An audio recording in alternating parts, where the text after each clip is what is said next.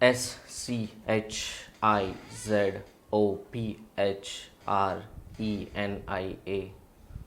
ये मैं क्या बोल रहा हूँ, मैंने कुछ स्पेल किया। क्या था ये? Schizophrenia, right. कॉम्प्लिकेटेड लगा, बहुत बड़ा नाम, कॉम्प्लिकेटेड नाम। अब जितना ही कॉम्प्लिकेटेड नाम है उतनी ही कॉम्प्लिकेटेड ये बीमारी है। वैसे हज़ारों तरह की दिमागी बीमारियां होती हैं जिसके बारे में हम यूट्यूब पे डिस्कस करते ही रहते हैं, लेकिन ये एक बीमारी है जो ज़्यादातर अटेंशन ले लेती है। ये एक बीमारी है जो ज़्यादा कंसर्न लेके आती है। हम साइकेट्रिस्ट की बात करें तो स्किज़ोफ्रेनिया एक ऐसी बीमारी है जिसको हम ज़्यादा ध्यान देते हैं, क्योंकि उतनी ही ज़्यादा कॉम्प्लिकेटेड है, जितना कि उतना नाम, उतना ही उसको ट्रीट करना भी डिफ़िकल्ट हो जाता है। आज हम स्किज़ोफ्रेनिया के बारे में जानेंगे।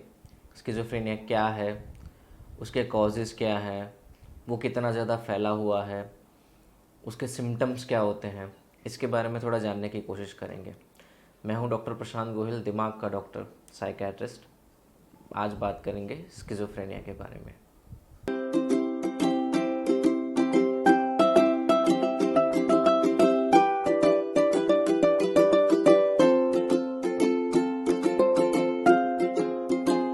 फिल्मों में जो आजकल जो है वो दिमागी बीमारियों को लेके कुछ कुछ फिल्में ऐसी हैं जो अवेयरनेस लाने की कोशिश करती हैं।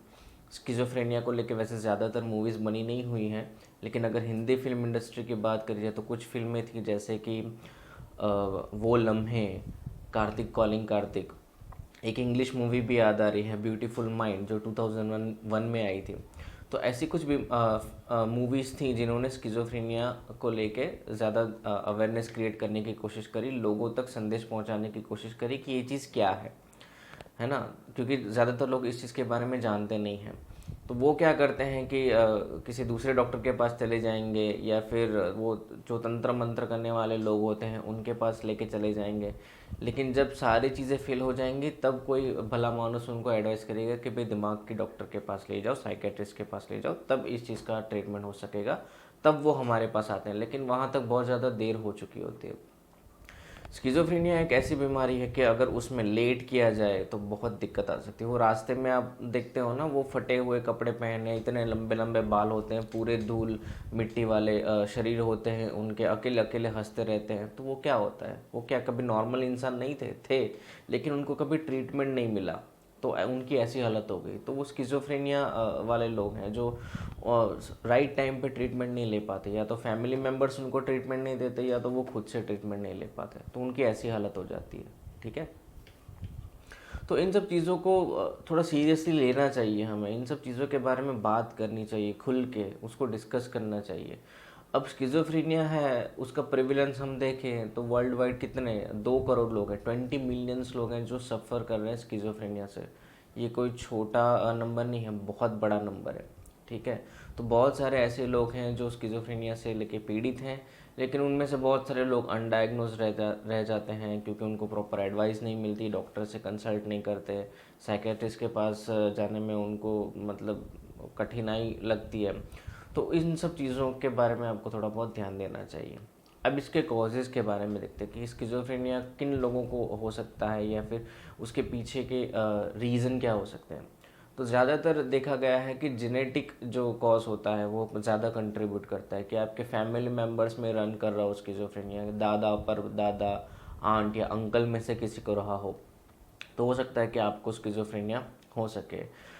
फिर होता है कि कुछ एनवायरमेंटल फैक्टर्स, मैटरनल प्रेगनेंसी, उसके टाइम में कुछ कॉम्प्लिकेशंस रहे हों, माल न्यूट्रिशन हो गया हो, बर्थ डिफेक्ट रही हो, प्रेगनेंसी के दौरान कुछ कॉम्प्लिकेशंस हो सकता है कि बच्चे में स्किज़ोफ्रेनिया आ जाए।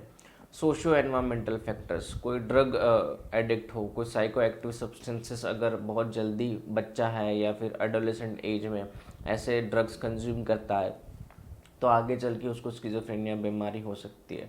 और बहुत कम केस ऐसे होते हैं जहां बहुत ज़्यादा स्ट्रेस होने की वजह से स्किज़ोफ्रेनिया डेवलप हो जाता है माइंड के अंदर।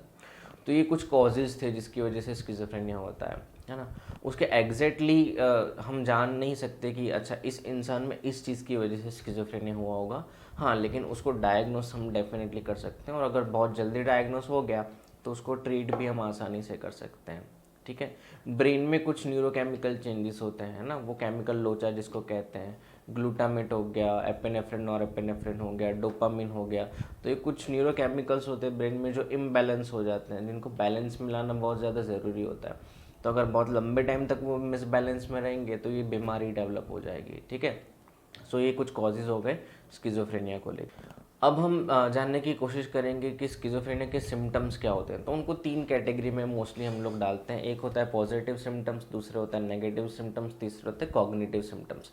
अब पॉजिटिव नेगेटिव मतलब ये नहीं, मेंटालिटी नहीं, इसकी पॉजिटिव मेंटालिटी, इसकी नेगेटिव मेंटालिटी, वैसे नहीं होता। लेकिन ये 3 भाग में उसको डिवाइड किया जाता है। अब पॉजिटिव सिम्टम्स में 2 मेन रहते हैं उसके, एक होता है डिल्यूजन, दूसरा होता है हेल्यूसिनेशंस। हेल्यूसिनेशंस क्या होता है, आपके आसपास कोई नहीं होता फिर भी आपको कानों में आवाज़ें सुनाई देती है, हेल्यूसिनेशन, जिसको हम ऑडिटरी हेल्यूसिनेशन कहते हैं। जैसे ऐसे भी क्या है, कौन बोल रहा है, किसकी आवाज़ आ रही है, देखा तो कोई नहीं होता, राइट। दूसरा होता है विजुअल हेल्यूसिनेशन, सामने कोई नहीं होता फिर भी बिल्कुल ऐसा लगता है कि सामने हमारे कोई खड़ा है, उसकी बिल्कुल प्रॉपर इमेज दिखाई देती है, जैसे वो कम्युनिकेट कर रहा है, जैसे वो हमारे पास आ रहा है या हमारे सामने बैठा है ना। तो कोई बोलेगा देखो ये मेरे सामने बैठा है, वो रिलेटिव्स उसके चौंक जाएंगे, भाई यहाँ तो कोई नहीं बैठा है, लेकिन पेशेंट बोलेगा ये इंसान मेरे बिल्कुल सामने बैठा है। Visual hallucinations.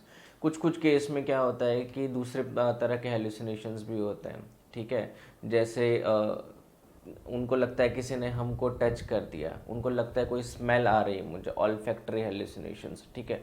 कोई टेस्ट आ रहा है, गस्टेटरी हेल्यूसिनेशन, वैसे कोई टेस्ट होता नहीं, ना तो कोई स्मेल होती है, लेकिन उनको ऐसे आभास होता है, उनको ऐसे फील होता है ना। तो जो चीज़ एक्चुअल में प्रेजेंस नहीं होती उसकी प्रेजेंस फील करना हेल्यूसिनेशंस हम कहते हैं, ठीक है। दूसरा होता है डेल्यूजन्स। डेल्यूजन्स भी एक तरह के पॉजिटिव सिम्टम्स में जाना जाता है स्किज़ोफ्रेनिया में। उसमें एक बिलीफ बन जाती है, बहुत ही स्ट्रांग बिलीफ, लेकिन वो बिलीफ कैसी होती है, फॉल्स होता है, जिसको आप कितना भी उसको काउंटर करने की कोशिश करो, जितना भी उसको प्रूफ दो सामने वाले को, लेकिन वो मानने के लिए रेडी नहीं होता। वो रास्ते से जा रहा है, लोग बात कर रहे हैं आपस में, दूर खड़े हुए लोग हैं, उनको देख के उसको लगेगा ये मेरे बारे में बात कर रहे हैं। उसके साथ में जो फ्रेंड या फैमिली मेम्बर होगा वो तो बोलेगा तुम्हारे बारे में क्यों बात करेंगे, वो तो बेटा अपनी बात कर रहे हैं, लेकिन ये मानने को रेडी नहीं, ये बोलेगा नहीं ये लोग मेरी ही बात कर रहे हैं, ठीक है। उसको लगेगा कि मेरे अगेंस्ट में कोई साजिश कर रहा है, मेरे अगेंस्ट में कोई षड्यंत्र कर रहा है, कोई मुझे मार डालना चाहता है ना। डाउटफुल नेचर हो जाएगा, हर एक को शक की नज़र से देखेंगे, इवन फैमिली मेम्बर्स को भी शक की नज़र से देखेंगे। खाना दिया तो पहले तो उसको स्मेल करेगा, देखेगा कि कुछ मिलाया हुआ तो नहीं है, तो उसमें उसमें भी शक आएगा कि इसमें कुछ डाला हुआ है, इसमें कुछ मिलाया हुआ है, आप लोग मुझे जानबूझ के कुछ खिला रहे हो, मेरे अगेंस्ट में कुछ करना चाहते हो। तो घर का खाना खाना बंद कर देगा, बाहर से ऑर्डर करेगा, या फिर खुद का खाना खुद से ही बनाएगा। चाय पानी दूध भी अपने हाथ से ही लेगा, दूसरों के हाथ से नहीं लेगा। इतना ज़्यादा शक की नेचर उनका हो जाता है, ठीक है। कभी कभी ये लगता है कि उनका दिमाग कोई दूर कहीं पे बैठ के कंट्रोल कर रहा है ना। बहुत अजीब सी बात है, जैसे कोई रिमोट कंट्रोल से मेरा ब्रेन हैक कर रहा है, कोई सैटेलाइट के थ्रू मुझे कंट्रोल कर रहा है, कोई मेरे माइंड में थॉट डाल रहा है, कोई मेरे माइंड से थॉट निकाल रहा है, कोई मेरे बॉडी मूवमेंट्स को कंट्रोल कर रहा है। कभी कभी उनको पता होता है कि ये कौन होता है, क्योंकि उनको डाउट होता है किसी इंसान पे। कभी कभी लगता है कि पता नहीं कौन कर रहा है, दूसरे देश में बैठ के कोई मेरी बॉडी मूवमेंट्स को कंट्रोल कर रहा है। तो इस तरीके की बातें डिल्यूजन्स इसको कहते हैं। दूसरा आता है नेगेटिव सिम्टम्स। नेगेटिव सिम्टम्स में क्या होता है, शारीरिक थकान लग जाना, सोचने समझने की ताकत कम हो जाना, किसी भी तरह का मोटिवेशन नहीं रहना, कॉन्फिडेंस कम हो जाना, सोशली बिल्कुल विड्रॉल हो जाना, अपने एक रूम में पड़े रहना, ना तो नहाना, ना तो अपना ख्याल रखना, ना ही ब्रश करना, पुराने कपड़े पहनना, कपड़े धोना नहीं, रूम को गंदा रखना, ना तो स्टडी करना, ना तो जॉब पे जाना, ना तो किसी से बात करना, ना तो घूमना फिरना, अकेले अंदर पड़े रहना, अपनी एक दुनिया बना लेना, ये सब नेगेटिव सिम्टम्स आते हैं।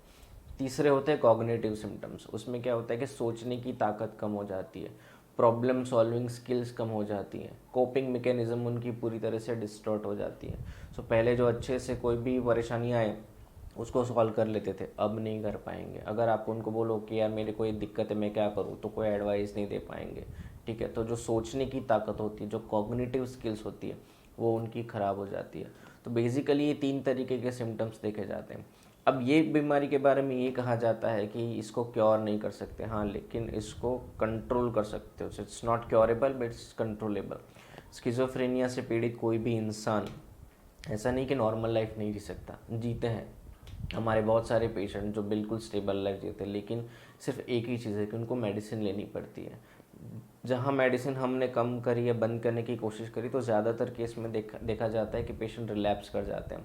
ऐसा भी नहीं कि कुछ पेशेंट बिना मेडिसिन के रह नहीं सकते। हाँ, बहुत रेयर केस ऐसे होते हैं कि बिना मेडिसिन के भी वो लोग अपनी एक हेल्दी लाइफस्टाइल मेंटेन कर पाते हैं, फिर उनको ट्रीटमेंट की ज़रूरत नहीं पड़ती। लेकिन ये बहुत रेयर केस में देखा जाता है। ज़्यादातर केस में हमें ये देखने को मिलता है कि उनको लाइफ लॉन्ग दवाई, हमें लाइफ लॉन्ग नहीं तो बहुत लंबे टाइम तक हमें उनको दवाइयाँ खिलानी पड़ती हैं। लेकिन एक हेल्दी और स्टेबल लाइफ वो जी सकते हैं, जॉब कर सकते हैं, फैमिली अपनी बढ़ा सकते हैं, मैरिज कर सकते हैं, रिस्पॉन्सिबिलिटीज़ ले सकते हैं। उनको देख के लगेगा ही नहीं that he suffering from schizophrenia, लेकिन उसके पीछे दवाइयाँ रिस्पॉन्सिबल होती हैं। आने वाले वीडियो में मैं इसकी ट्रीटमेंट के बारे में और डिटेल में बात करना चाहता हूँ। तो अगर आप मेरे साथ जुड़े हुए नहीं हैं तो प्लीज़ जुड़ जाइए, सब्सक्राइब कर लीजिए, और मिलेंगे फिर अगले वीडियो में, है ना। चलो फिर, take care of your mental health.